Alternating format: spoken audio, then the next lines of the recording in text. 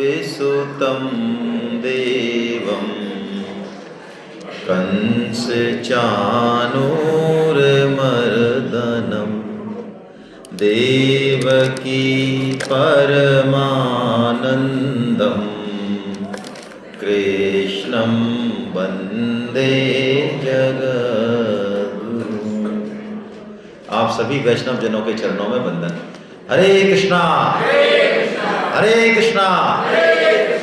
कैसे हैं आप भोजन प्रसादी के बाद? सेमिनार में भोजन प्रसादी यथासंभव कम लेनी चाहिए, उससे आपको सेमिनार में कंसंट्रेशन अच्छा रहेगा। यदि आपने जो है गुलाब जामुन और चपाती और ये सब बहुत बढ़िया दबा के खींच लिए तो आप हमको यही कहोगे कि साहब आपने बोला तो सही लेकिन हमारे ज़्यादा समझ में आया नहीं। चलिए, तो हम 4 अध्याय गीता के ले चुके हैं। अर्जुन को जिज्ञासा हुई अपने बारे में, भगवान से उन्होंने पूछा तो भगवान ने उपदेश शुरू किया। ये बात तो है, लेकिन गीता पढ़ने के बाद भी कई महीनों तक, कई सालों तक आप यदि ये सोचें कि हम में कोई एकाएक बहुत परिवर्तन आ जाएगा तो वो संभव नहीं है। क्या नहीं आएगा? आ नहीं सकता क्या? आ सकता है, एक दिन में भी आ सकता है, लेकिन प्राय नहीं आता। क्यों नहीं आता? इसलिए नहीं आता कि हम लोग अपने मन बुद्धि का आग्रह छोड़ नहीं पाते। आप समझ रहे हैं? मैंने 40 साल से 50 साल से जो पढ़ा है, जिस तरह के मैं वातावरण में रहा हूँ, जिस तरह की मेरी बुद्धि है, मैंने एक माइंडसेट बनाया हुआ है। हर एक आदमी का एक स्वभाव होता है और वो स्वभाव को उसने और स्ट्रॉन्ग किया होता है। उसके बाद उसको आप गीता पढ़ा दो, महाभारत पढ़ा दो, वो हाँ हूँ तो करेगा, मुंडी तो हिलाएगा, लेकिन करेगा अपने। ये वही वाला किस्सा है कि वो कहते थे ना, पुराने गाँवों की कहावत है कि पंचों का फैसला सिर माथे, लेकिन नाला तो यहीं गिरेगा भैया। तो अर्जुन इस गीता में हमारा रोल कर रहा है, और रोल वही अच्छा मानाता है। जैसे आप रावण का रोल करो, और आप रावण का रोल ऐसा करो बिल्कुल मरा हुआ सा कि राम जी आपको तो आपके बांध छोड़ दूं क्या, हिट। तो लोग देखने में आएंगे, पीटो इसको, फालतू 500 रुपये का टिकट देके बांध छोड़ दूंगा। और वो राम को देखते ही नमस्कार करे, रावण महाराज है ना, तो कहेंगे ये कहेगा रावण है यार, भगाओ इसको बाहर। तो रावण का रोल कैसा होना चाहिए? हाँ, ऐसा होना चाहिए, तभी तो उसको इनाम मिलेगा। ये नहीं यार तेरे रावण इतना घटिया रोल, अरे घटिया रोल नहीं, रोल बढ़िया ही है जब हम पूरा जिए उस रोल को। तो अर्जुन हमारा रोल कर रहा है गीता में। किसका रोल कर रहा है? तो हम कैसे हैं? हम ऐसे ही हैं कि हम सुनते सबकी हैं, लेकिन प्राय आसानी से किसी की मानते नहीं है। अब देखो, अर्जुन को भगवान ने सबसे पहले सांख्य योग बताया, ज्ञान योग। अब वही कौन बोल रहा है बार बार बीच में? अरे ये बोलने वाले सुनते और नहीं है। ये सेमिनार का ही नहीं है, मेरा कई सेमिनार का है। जब कोई 2 आदमी लड़ रहे हैं, बोल रहे हैं, तो मैं मन से 1-1 मिनट हो जाता है, उसके कानों पे आवाज़ जाती है और बाहर निकल जाती है। इतने मशगूल हो जाते हैं वो, है ना। ये देखो स्वभाव है ये हमारा। और माला कर रहे हो और मैं नेक भी कह दूँ इतने में, हाँ भाई साहब, क्यों माला में कुछ है ही नहीं, न दिल है, न दिमाग है, न बुद्धि है, पूरी बाहर ही बाहर है, जो कट सुन लेती है वो। चलिए, बिल्कुल मत बोला करो।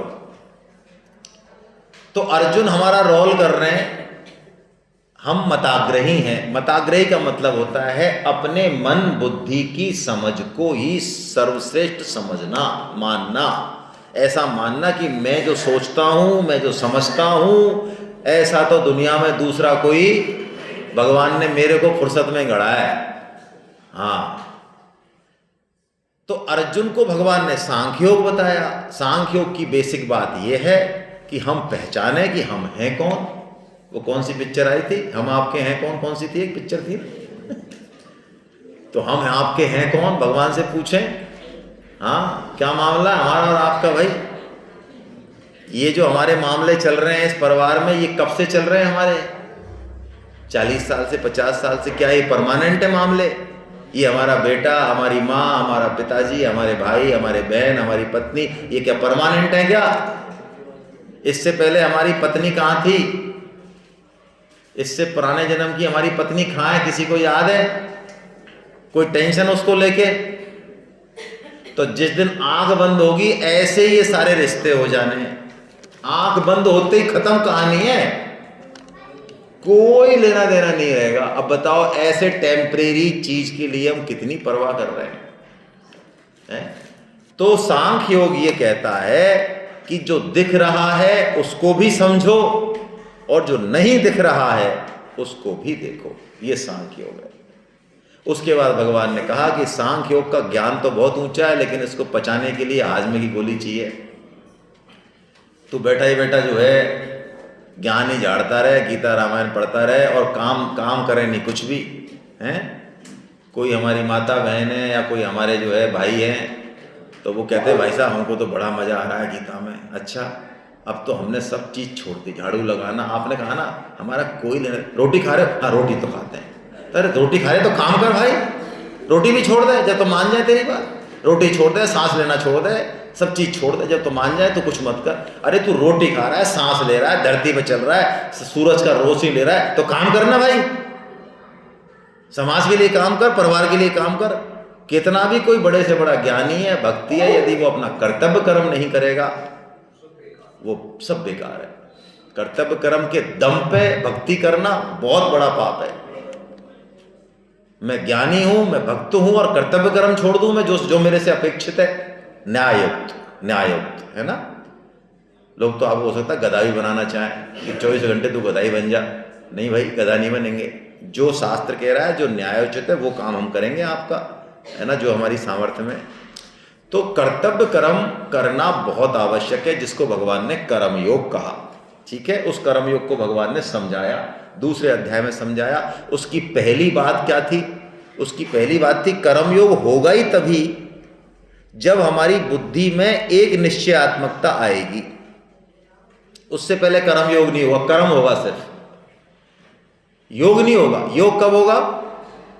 जब एक निश्चयात्मक बुद्धि आएगी। क्या निश्चयात्मक बुद्धि है? कि यार ये जीवन जो मनुष्य जीवन मिला है, ये कोई पैसा कमाने के लिए या मान बढ़ाई के लिए या परिवार का पालन, बच्चे पैदा करने के लिए, इन महान कामों के लिए नहीं मिला है। ये महान काम अरबों लोगों ने महान समय से किए हुए हैं, कर रहे हैं, कुत्ते बिल्ली घोड़ा गधा सब कर रहे हैं और हमसे बहुत बढ़िया कर रहे हैं। जो हम महान काम कर रहे हैं, ये बाकी योनियां हमसे बहुत अच्छा कर रही हैं, बहुत बढ़िया कर रही है। ये मान लो पक्की बात है। ये ऐसा यदि इन्हीं कामों को करके हम समझ रहे हैं कि हमने तीर मार लिया तो बहुत बड़ी भूल में। तो यही महान काम नहीं है जीवन का, कोई असली उद्देश्य है मनुष्य जीवन का। ये जो मेरे को पद मिला, काम मिला, ये तो ऊपर का एक वातावरण है, रोटी पानी का जुगाड़ है। ये तो असली काम मनुष्य का कुछ और है। ये जिस दिन समझ में आ जाएगा उस दिन जीवन अपने आप ठीक डायरेक्शन पर चलने लगेगा, तो कर्मयोग होना चालू हो जाएगा। ये भगवान ने बताया। कर्म योग को भगवान ने बहुत डिटेल में समझाया, चर्चा भी की सुधीर जी ने, कर्म अकर्म विकर्म, है ना।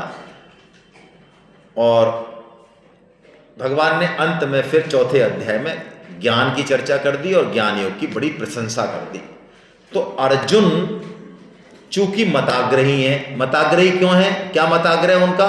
अर्जुन युद्ध नहीं करना चाहते। अर्जुन क्या चाहते हैं? कैसे भी करके ये मुझे आज्ञा दे दें तो मैं भाग के जंगल चला जाऊं, माला फेरूं आराम से, युद्ध बुद्ध मेरे को नहीं करना, ये मेरे से क्या करवा रहे हैं इतना बड़ा पाप कर्म। तो अर्जुन भगवान उपदेश देते हैं ज्ञान योग का, कर्म योग का, और बहुत स्पष्ट उपदेश देते हैं भगवान अलग अलग।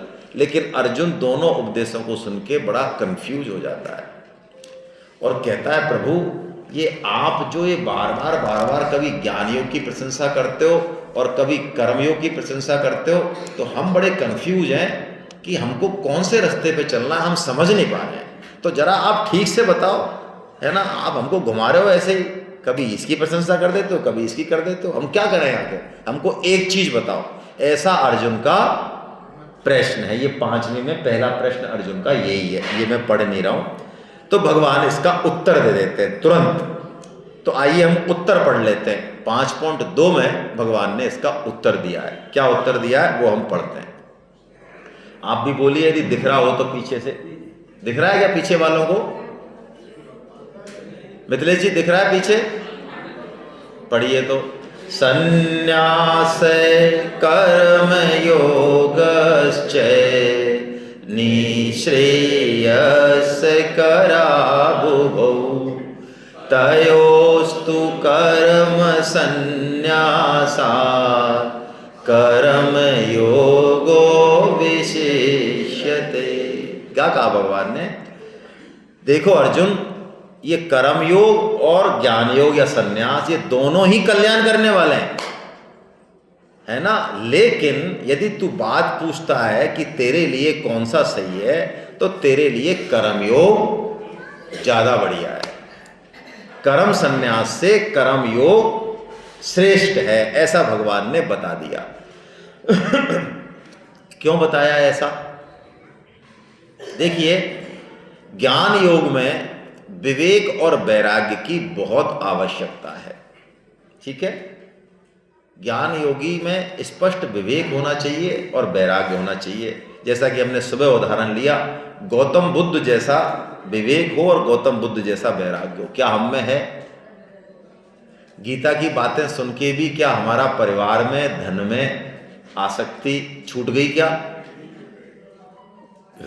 नहीं छूटी ना? हमारा मोह बना हुआ है अभी भी। यानी हमारे अंदर शरीर ये खत्म होने वाला है, होने वाला क्या हो ही रहा है, तब भी क्या शरीर के प्रति हमारी आसक्ति छूट गई?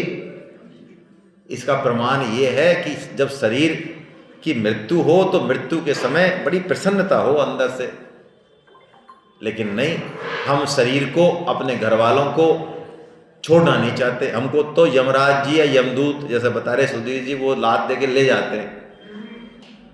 हमको यदि वो कहें कि भाई साहब आप 5 मिनट में जरा फ्री हो लो इनसे मिल मिला के घर वालों से, फिर चलना आप हमारे साथ, तो बोलो हम ऐसे बढ़िया आदमी हैं क्या कि उसको हम कह दें 4.5 मिनट बाद ही कि चलो भाई साहब हमने जरा टाटा बाय कर लिया, हम चलना चाहते हैं? हैं क्या? बोलो बढ़िया आदमी ऐसे 10 मिनट बाद भी आखिर में लात दे के ले जाएगा वो। तो विवेक और वैराग्य नहीं होने के कारण ज्ञान योग बहुत कठिन है हमारे लिए। लेकिन कर्म योग में विवेक वैराग्य इतना नहीं हो, तब भी हम कर्म योग का आचरण कर सकते हैं। तो कैसे करें कर्म योग का आचरण? तो भगवान ने कर्म योग आचरण का तरीका बताया, बड़ा बढ़िया। एक श्लोक में पूरे कर्म योग की डायरेक्शन बताई भगवान ने। क्या बताई? 2 शब्द बताए भगवान ने, युक्त और अयुक्त, उल्टा है ना। युक्त कर्म फलम त्यक्त्वा शांति माप्नोति नैष्ठकी अयुक्त काम कारेण फले सक्तो निबध्यते। देखो भगवान ने क्या बढ़िया बात कही। भगवान ने कोई कर्म नहीं बताया छोटा मोटा कि तुम ये कर्म करो कि वो कर्म करो। नहीं नहीं नहीं नहीं, भगवान ने कहा है गीता में कि हमारा जो भी स्वधर्म है, स्वकर्म है, जो हमको अभी मिला है। अभी मेरे को बोलने का कर्म मिला, आपको सुनने का मिला, अभी खाने का कर्म मिला, कोई किसी को पढ़ने का मिला, कोई अधिकारी है, कोई गृहिणी है, जो भी कर्म हमको मिला है, तो भगवान कह रहे हैं उस कर्म को फल की इच्छा का त्याग करके, कर्म फलम त्यक्त्वा, हमको उस कर्म को कैसे करना है कि उसके फल में हमारा अधिकार नहीं। इसका मतलब ये नहीं कि हमको फल की इच्छा नहीं करेंगे तो हमको फल मिलेगा, नहीं, फल तो मिलेगा, फल मिलेगा। इसको ध्यान रखें, हमारा फल में अधिकार नहीं है। अधिकार हमारा किस में है? कर्म करने या न करने में है। फल में अधिकार, फल का डिपार्टमेंट भगवान के पास है। अच्छा एक चीज बताओ, कई लोग प्रश्न पूछते हैं कि यदि हमको फल में अधिकार ही नहीं है तो हम कर्म करेंगे क्यों? हाँ, तो पहली बात तो हम ये समझ लें कि कर्म हम नहीं करें ऐसा ऑप्शन हमारे पास नहीं है। कर्म तो हमको करना, दूसरे तरीके से सोचें, यदि आप फल पे बहुत ज़्यादा कंसंट्रेट करेंगे तो बोलो आपके कर्म की क्वालिटी खराब होगी या अच्छी होगी? खराब होगी। यदि परीक्षार्थी रात दिन इसी टेंशन में लगा रहे कि यार इस बार मेरा सिलेक्शन होगा कि नहीं होगा, एसएससी में, रेलवे में मेरा होगा कि नहीं होगा कि नहीं होगा, तो बताओ वो ढंग से तैयारी कर पाएगा क्या?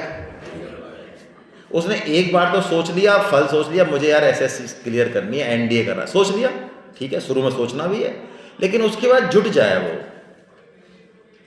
अब होगा तो बहुत बढ़िया, और नहीं होगा तो उससे भी बढ़िया।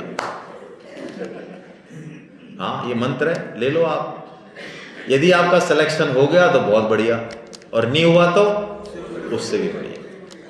आप कहें कैसे? अभी बता देते हैं, उसको खुद को महसूस हो जाएगा। तो युक्त कौन है? युक्त कर्म फल की इच्छा नहीं करता। क्यों? उसका जो लक्ष्य है वो बहुत बड़ा है। वो शांतिम नाप्नोति नैष्ठिकीम, वो बहुत बड़े लक्ष्य के लिए तैयारी कर रहा है। बीच के फलों में वो उलझता नहीं है, कर्म की क्वालिटी को खराब नहीं करता। मिले मिले, ना मिले ना मिले, ना मिले तो वो देखता है कहाँ गलती हुई, इंप्रूव करूंगा, दोबारा दूंगा।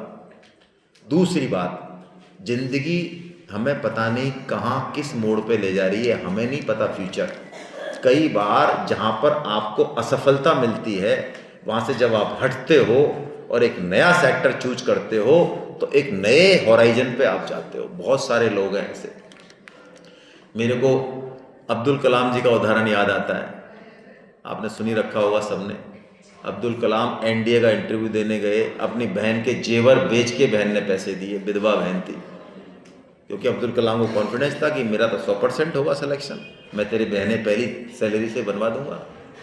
और एनडीए में उनका सिलेक्शन नहीं हुआ, फेल हो गए। तो नीचे उतरे, वहाँ देहरादून में इंटरव्यू था, तो ऋषिकेश में आके, और वो एक पहाड़ी है वहाँ राम झूला के बगल में, वहाँ से छलांग लगाने के लिए सोच रहे थे, पर इतनी आसानी थोड़ी लगती है छलांग। थोड़ा घूम रहे थे कि गिरूँ कि नहीं गिरूँ, मरूँ कि नहीं मरूँ। सामने से शिवानंद स्वामी, शिवानंद आश्रम वाले, वो आ गए दौड़ के। उनको पता लग गया ये डूबना चाह रहा है, उन्होंने पकड़ लिया उसके हाथ, पूछा क्या बात है? कि ये बात है महाराज, अब हम किस मुंह से घर जाएं बताओ आप, हमारे तो सब कुछ खत्म हो गया। और उनका कुछ भी खत्म नहीं हुआ। ये जो तुम्हारा सिलेक्शन नहीं हुआ है, भगवान तुमको कैप्टन देखना ही नहीं चाहते। भगवान शायद तुमको वहां ले जाना चाह रहे हैं जहाँ कैप्टन तुमको सलामी ठोकाए। क्यों चिंता करते हो? जरा विश्वास करो, समय पे थोड़ा धैर्य रखो, थोड़ा झेलो चीजों को, नेगेटिव चीजों को। देखो डर के आगे जीत है। देखो देखो, डर को घबराओ मत, डर से जूझो, थोड़ी देर जूझो। अभी 3 बजे, 4 बजे, 5 बजे, देखो आहा क्या सूरज निकला है, वाह क्या बात है। और डर में यदि मर गए, समझ में आई उनके बात। पर आप देखो वो राष्ट्रपति बने, राष्ट्रपति को तीनों सेनाओं के अध्यक्ष सलामी ठोकते हैं। क्या एनडीए वाले तो छोड़ो आप। कारण क्या है? युक्त। ये युक्त है। युक्त अपना पूरा कौशल किसमें लगाएगा? कर्म की क्वालिटी में। योग कर्मशु कौशलम, भगवान ने 2.50 में कहा। योग क्या है? कर्म का कौशल। कौशल का क्या मतलब है? कर्म को युक्तियुक्त तरीके से करना, लेकिन फल में समता बनाए रखना। भगवान का विधान है, ओट्स ओके, कोई दिक्कत। और दूसरा, हम क्यों टेंशन करें, भगवान देंगे अपने आप। अयुक्त क्या करता है? भगवान कह रहे हैं अयुक्त कर्म तो वही करेगा जो ये युक्त कर रहा है। फर्क नहीं है कुछ भी दोनों में, लेकिन ये कर्म करता है फल की इच्छा से। इसका ड्राइविंग फोर्स जो है वो फल की इच्छा का है। जैसे अभी कुछ लोग, आपने देखा होगा, कुछ साधकों ने लास्ट में खाना खाया, वो सेवा दे रहे थे, ठीक है। अब सेवा देने वाले कुछ ऐसे होंगे जिनको लग रहा है कि भाई लोग आराम से भोजन पा लें, ज़्यादा धक्का मुक्की नहीं हो, हम इनको सर्व कर दें, थोड़ा ठीक से काम हो जाए, जल्दी हो जाए, इसलिए हम सेवा दे रहे हैं। एक तो ये भाव है, हम थोड़ी देर बाद खा लेंगे, अभी हमारा शरीर स्वस्थ है, जवान है, क्या फ़र्क पड़ता है। एक ये है कि यार इतने सारे लोग हैं, है ना, और हम थोड़ा सा यदि सेवा देते हैं तो लोग कहेंगे देखो कितना अच्छा आदमी है, हैं? सर्टिफिकेट लेना है लोगों से। दूसरा, एक ऐसे भी हो सकते हैं, तो सर्टिफिकेट लेने की बात नहीं, वो सोचें अरे यार हम 1 घंटा सेवा कर रहे हैं, पट्टे किसी ने जो है हमसे ये नहीं कहा कि तू बहुत अच्छा आदमी है यार, कोई तो हमको धन्यवाद देता आके। ये कर्म के पीछे फल, मान बढ़ाई, ये सब चाहना, ये कर्म को क्या कर देता है, चकना चूर कर। मुझे एक हंसी मजाक की बात याद आ रही है यार, सुनाई देता हूँ मैं। एक वो लेडीज थी, गांव की लेडीज थी, उसके पतिदेव ने बहुत दिन से कह रही थी लेकिन नहीं बनवाया, तो 20-25 साल बाद जच गई, उसके पतिदेव के पैसे वैसे आए होंगे तो सोने का कंगन बनवा दिया उसको। अब वो तो भैया देखो, जो आदमी रोज रोज नहाता है वो इतना स्मार्ट नहीं लगता है, जो 5-7 दिन में नहाता है तो वो आज आप क्यों, यार भाई साहब आज तो बहुत अच्छे लगे भाई साहब, आज हम नहाए हैं। अब रोज मान लो हमारे दीवान जी हैं, ये ब्रांडेड कपड़े पहनते हैं हमेशा बढ़िया, तो क्या है। और मान लो हम जैसे पहनते हैं पुराने सुराने कपड़े, किस दिन हम ब्रांडेड पहन के, लोग कहेंगे क्या भाई साहब आज तो बहुत जम रहे हो यार आप। तो वो कंगन पहन के अब वो सब जगह जाए, इधर उधर अड़ोस में पड़ोस में, और बात करे। जैसे पहले फोटो नहीं खिंचाते थे अपन, आज से 50 साल पहले बता रहा हूँ, बेवकूफ़ लोगों की, हमारे जैसे बेवकूफ़ों की फोटो खिंचाते थे तो ऐसे घड़ी को ऐसे करते थे, आ गए फोटो में ऐसे ऐसे आनी चाहिए घड़ी। और तुमने नहीं किया, तुम्हारे पिताजी से पूछना, वो बताएंगे। ऐसे करते थे फोटो में घड़ी, ऐसे घड़ी ऐसे ऐसे करते, घड़ी आनी चाहिए यार। फिर बताते देख मेरा फोटो, देख हाथ में घड़ी भी है मेरे, हालांकि आज वैल्यू नहीं है इसकी, और बता रहा हूँ। तो सब जगह वो गई। अब किसी ने उसकी कंगन की कोई किसी का ध्यान ही नहीं दिया, किसी ने बड़ाई नहीं करी। अब उसको घर में गुस्सा आई, उसने क्या किया, आगे एक वो रखा हुआ था घास का कट्टर, उसमें आग लगा दी। अब आग लगाई गुस्से में, तो उसने छप्पर में पकड़ ली, छप्पर में पकड़ ली तो बाहर आ गई। वो बाहर आ गई तो लोग आ गए बचाने, अरे आग लगी भाई छप्पर में। तो वो छप्पर की आग आई तो उसमें उसका कंगन चमक रहा था। वो कह रही थी अरे मेरे छप्पर जल रहा है, छप्पर जल रहा है। तो एक आदमी आया गांव का, अरे भाभी फिर कंगन तो बहुत जोर को है। अरे नपुते तू पहले कह दे तो मैं छप्पर में आग क्यों लगाती।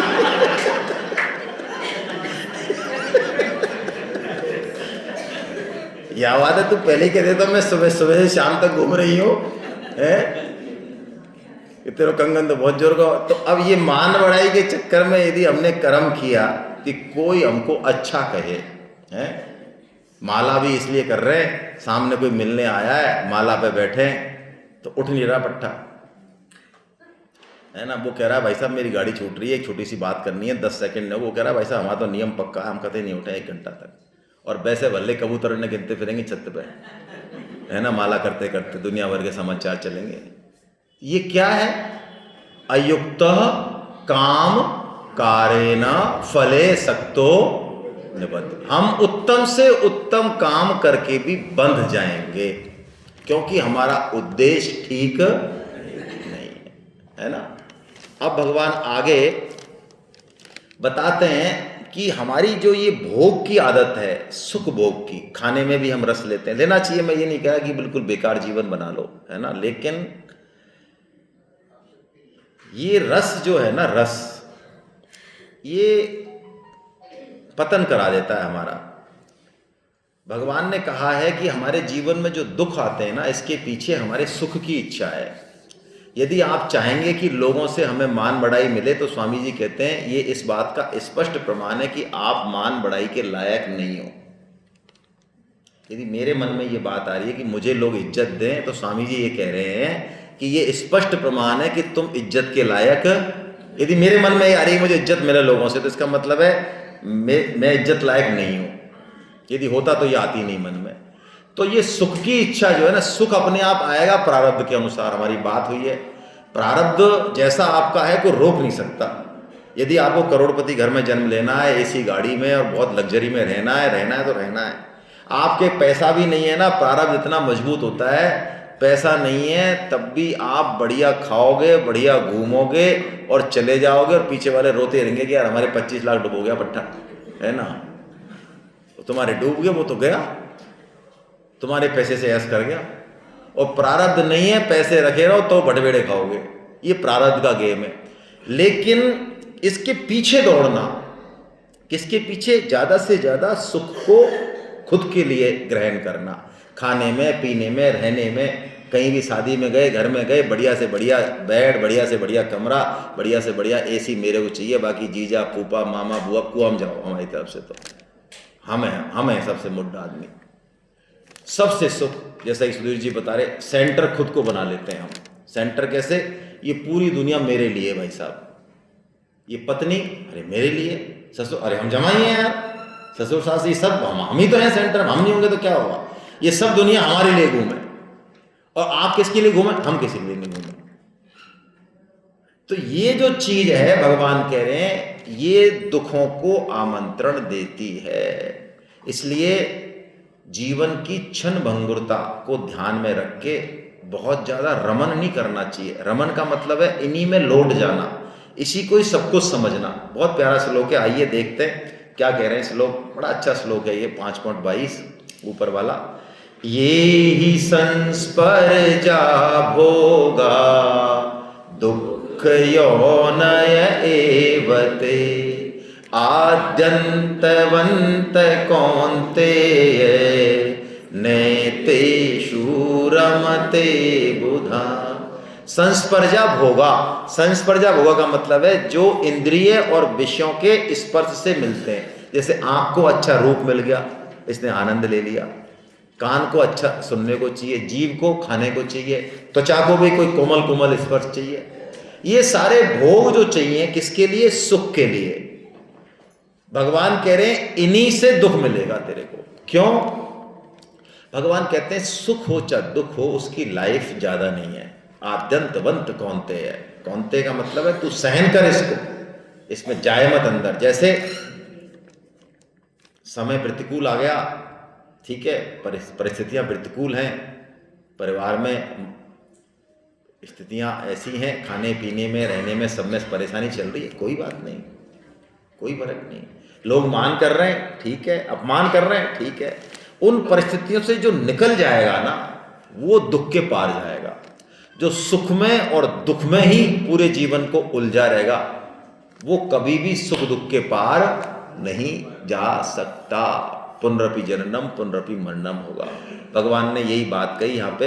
इसमें एक आपको चित्र दिख रहा होगा, एक दिख रहा है तो ये हमारा, ये हम ही लटक रहे हैं। ये शकल मिल रही है क्या हमसे? ये देखो एक पेड़ से लटक रहे हैं ना भाई साहब, तो देखो ये जिस पेड़ से लटक रहे हैं उस डाल पे दो चूहे दिख रहे होंगे आपको ऊपर, एक सफेद और एक काले। ये चूहे इस डाल को काट रहे हैं, हमारी वाली को भी काट रहे हैं क्या? कौन है ये चूहे? ये दिन और रात है, काट रहे हैं ना हमारे आयु को। और ये आयु तो चूहे तो काट ही रहे, वो तो छोड़ो, ये हाथी भाई साहब तो कह रहे हैं कि मैं आज ही उखाड़ दूं यार, पेड़ ये उखाड़ दूं मैं। ये काल रूपी हाथी हैं। और नीचे कौन है कुएं में गिरे? तो ये सांप तैयार खड़े हैं। बताओ, चारों तरफ से मुश्किल है, कितने जाए। इतने में ऊपर की डाल पे एक छत्ता लटक रहा है शहद का। तो इतनी परेशानियों में ये आदमी घिरा हुआ है, इतने में एक शहद की बूंद टपकती है ऊपर से, तो कहता है अरे मजा आ गया यार। ये हालत है हमारी इस जीवन में। ये संसार में दुख ही दुख है।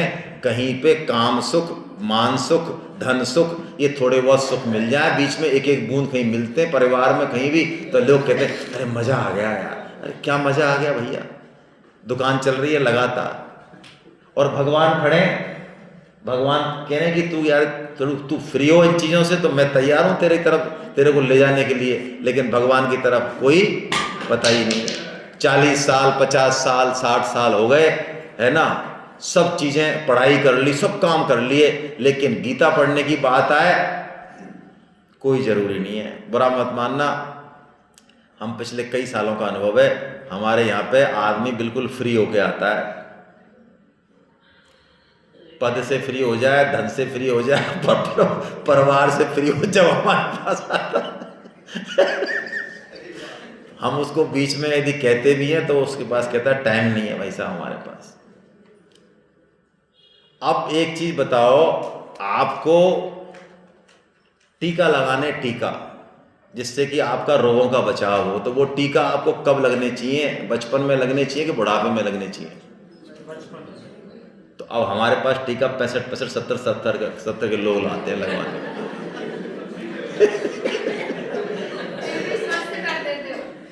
70 साल तक तो उन्होंने बेड़ा गर्क कर ही लिया। लेकिन भगवान की कृपा कैसी है, ये देखो आप, भगवान की दिव्यता ऐसी में, वो कहते हैं 70 साल में भी आ गया तो भी काम हो गया इसका। हाँ, क्योंकि ये टीका गीता का टीका है, काम करता है। अरे भगवान तो 70 साल छोड़ो, भगवान तो कहते तू लास्ट में सही, अभी कहेंगे आज ही, अभी थोड़ी देर बाद, तू जाते जाते मेरे को याद कर ले यार, जाते जाते तो ही तेरा काम हो जाएगा। बोल, क्या बढ़िया बात भगवान कहते हैं। क्यों है ही ऐसे भगवान। भगवान कह रहे हैं कि मैं कैसा हूं, ये भगवान अपने बारे में बता रहे हैं। देखो, इसको जान के हमको भगवान से प्रेम हो जाना चाहिए, और जीवन को कैसे जिया जाए, हम जो कर्म करते हैं उसका हिसाब किताब रखते हैं, डायरी में मेंटेन करते हैं, उसको थोड़ा ठीक कर लेना चाहिए इस श्लोक को देख के। भगवान क्योंकि अपने बारे में बता रहे हैं। क्या बता रहे हैं, बड़ा अच्छा श्लोक है, आइए जल्दी से पढ़ते हैं। भोक्तारं यज्ञ तपसां सर्वलोक महेश्वरम सुहृदं सर्वभूतानां ज्ञात्वा मां शांति में। भोक्तारम यज्ञ तपसाम, एक तो हम जो भी कर्म कर रहे हैं, यज्ञ कर रहे हैं, यज्ञ का मतलब कर्तव्य कर्म, तप कर रहे हैं, जो भी कर रहे हैं, भगवान कह रहे हैं उसका भोक्ता मैं हूं। तो देखिए, अब हमको किसी भी व्यक्ति से, संसार में संस्था से व्यक्तिगत संबंध नहीं जोड़ना चाहिए, लेन देन हमारा हिसाब किताब नहीं रखना चाहिए। क्यों? भोक्ता कौन है? आपने अच्छा काम किया, बेटे के प्रति किया, रिश्तेदार के प्रति, किसके, कौन है भोक्ता, कौन है? तो व्यक्तिगत मत मानो उस हिसाब को, डायरी मत लिखो है। हमारी माताएं तो डायरी में 20-20 साल पुराने शादी ब्याहों के हिसाब लिखी रहती कि माने कितने दिए, और पति देव पूछेंगे उनके शादी है 500 रुपये देते हैं, 500 के देते हैं, डायरी निकाल, इनको 51 देंगे, 51 ही दिए इन्होंने तो हमको। अरे तो 51 15 साल पहले दिए, आज तो 1000 है गे।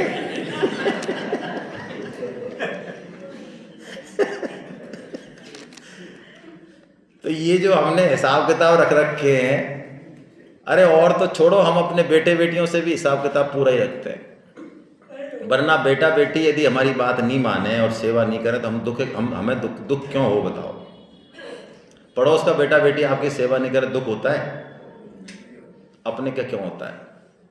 गलत हिसाब किताब है, इसलिए होता है। भगवान कह रहे हैं वो बेटा बन के आया प्रारब्ध से, आपका कोई पुराना सिस्टम था, आपको तो मजा करना चाहिए कि मेरा 20 लाख का लोन था, चुक गया यार, किस्त चुका दी मैंने।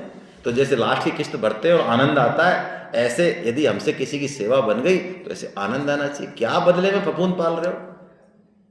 हाँ, वो करेगा कि नहीं करेगा वो उसकी ड्यूटी है, मैं नहीं कर रहा हूं, वो नहीं करे, वो उसकी ड्यूटी है, वो उसका सिस्टम है, उसकी फाइल है।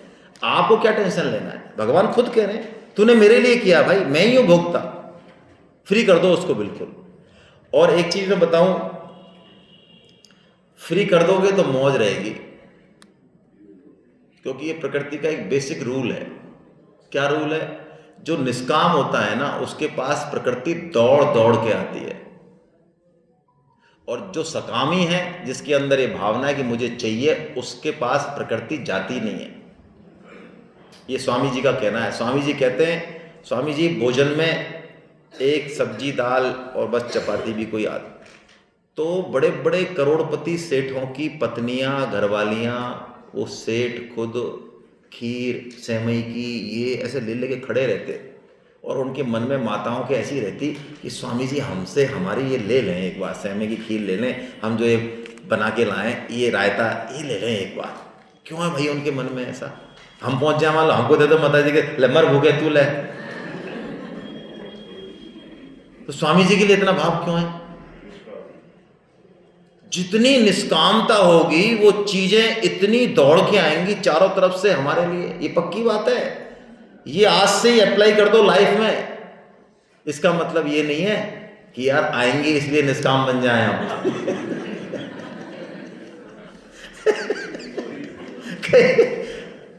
वो मैं कहता हूँ ना, एक साधक ने मेरे से कहा था हमारे तो पूरी समझ में आ गई गीता, हमने तो आपकी एक सेमिनार में किया, तेरे एक सेमिनार में आ गई, हमारे तो आज तक ही, तेरे कैसे आ गई? कि हमारे समझ में आ गई वैसे हम तो निष्काम हो गए एकदम। तू निष्काम हो गया एक सेमिनार में 2 दिन की में? हम तो हो गए निष्काम। मैं कैसे हो गया यार, तेरे क्या बैठ गई दिमाग में? आपने तो कहा वैसा निष्काम होंगे तो सब लोग दौड़ दौड़ के सेवा करेंगे। ये निष्काम हो। तो भोक्तारम यज्ञ तपसाम सर्वलोक महेश्वरम, दूसरी बात कही भगवान ने, क्या बढ़िया बात कही। भगवान कहते हैं जितनी भी चीजें हैं ना, सर्वलोक, ये इसका मालिक मैं हूं।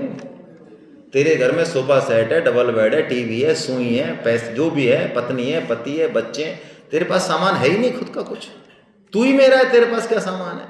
तो तूने जो सेवा करी, तूने जो कुछ भी किया संसार में, जिसके लिए तू बड़े बड़े जो है नाम पढ़वा रहा है, ये सामान सब मेरा है भाई।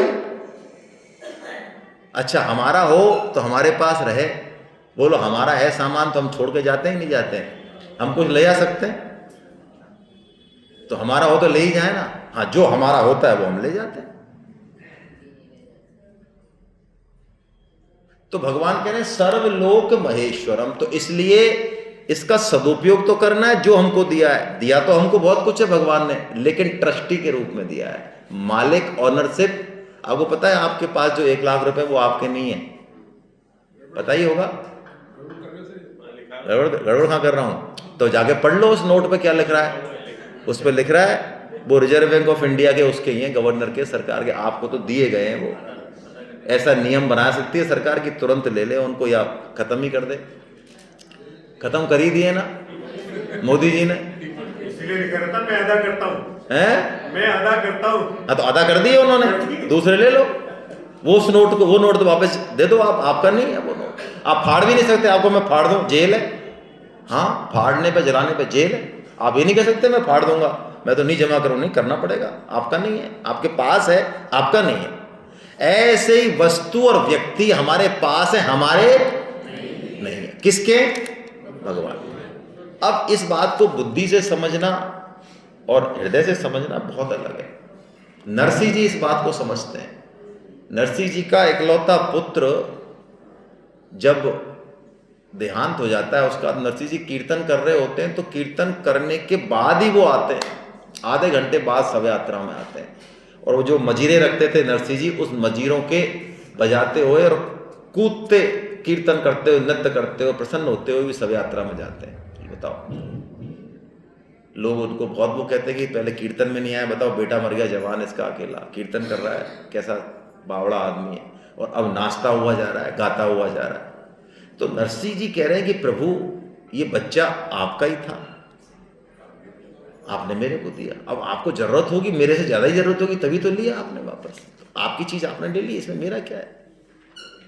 बोलिए कैसा भाव है ये सर्वलोक महेश्वरम है। हमने झूठी मालकाना हक जमा रखा है सब चीजों पे, झूठा। लेकिन झूठ तो झूठी है भाई, पार पड़ेगी नहीं। और तीसरी बात भगवान बहुत प्यारी कह रहे हैं, बहुत ही अच्छी है, सुहृदम सर्वभूतानां। सुहृद का मतलब है जो हमको हमेशा प्यार करे, बिना कारण के। कभी भी हम उसको गाली दें तब भी, हाँ डंडा मार दें तब भी, याद नहीं करें तब भी, हम पाप कर्म करें रोजाना 24 घंटे पूरी जिंदगी तब भी, हाँ तब भी है। ये क्या मतलब? हाँ यही मतलब है। सुहृद का मतलब है जिसको प्रेम करने के अलावा दूसरा कुछ आए ही नहीं, उसका प्रेम किसी आधार पे अवलंबित है ही नहीं कि ऐसा ऐसा होगा तो मैं प्रेम करूंगा और ऐसा ऐसा नहीं होगा तो मैं नहीं करूंगा। जैसे हमारा प्रेम होता है तो हमारा प्रेम शुरू में चमड़ी से ही होता है नहीं होता भाई? चमड़ी से होते हुए ठीक है, बाद में स्वभाव के अनुसार हो जाता है, लेकिन शुरुआत में तो चमड़ी से और गुणों से ही होता है। और चमड़ी और गुण नहीं हो तो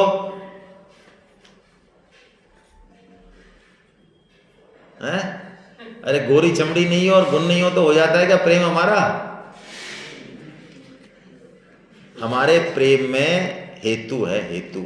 भगवान का प्रेम अहेतु की है। सुहृदम, सुहृद का मतलब है। अब ऐसे भगवान जो भगवान के स्वभाव को जानते, देखो मैं तो क्या कहूं, संसार बड़ा विचित्र है। जिस पे आपका अदम्य विश्वास है ना, ऐसी स्थिति शरीर की हो सकती है, ऐसी हो सकती है कि आपके कोई कमरे में घुसना पसंद नहीं करे। लोग आपके जो है प्रार्थना करें कि कब भाई साहब इनका टिकट कटे तो कुछ है ना, जिंदगी चले यार। ऐसी स्थिति में भी जब आपको देखना पसंद नहीं करें लोग, देखना तक, इतनी घृणित पोजीशन है हमारी। या फिर ऐसा घृणित पाप कर्म हम कर बैठे कि हम अपने से ही शर्म कर रहे हैं। पब्लिक तो हमको मारने पीटने को तैयार है, घर वाले भी, ऐसा हम कर बैठे मान लो कोई कर्म, तब भी जो हमसे प्रेम करे वो उसका नाम है भगवान। तब भी वो सुहृदय है भगवान। भगवान कह रहे हैं तीन बातें अर्जुन, तू तीनों में से कोई भी एक जान ले, एक भी तू मान लेगा ना तो तेरा काम हो जाएगा, तेरे को कर्मयोग का आचरण हो जाएगा बहुत आराम से, है ना, ऐसा भगवान ने कहा। हरे कृष्णा।